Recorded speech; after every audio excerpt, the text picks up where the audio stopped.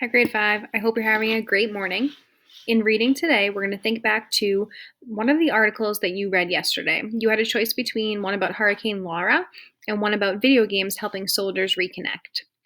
I totally encourage you to go back to Newsy.LA and reread that article. You definitely need to before you do this assignment.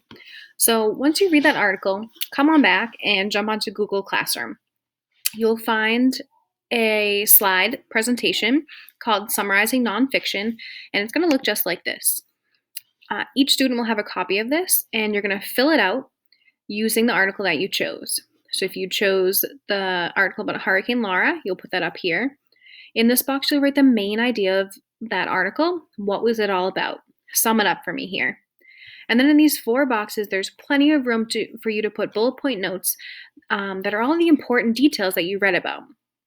Remember, your important details should all go back to the main idea, and make sure that they're the big ones. Look for those bold words, look for those different headings and things like that to make sure that you're choosing the most important details of your article.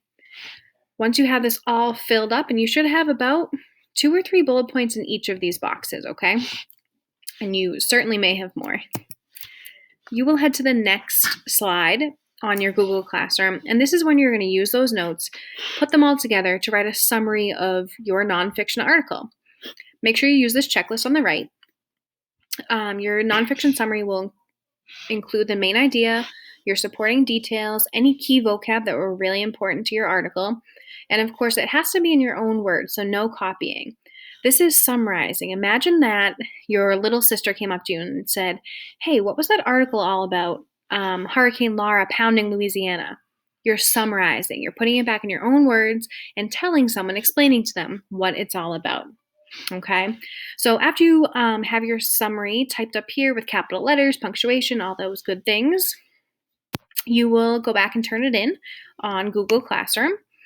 And if that's all set, then you are ready to do some independent reading. Spend about 30 minutes reading your independent reading book, and always putting those sticky notes if you have any parts of your book that are important, remind you of the theme that you really like, that will help you summarize later on, all those good things. All right, have fun, guys. See you later.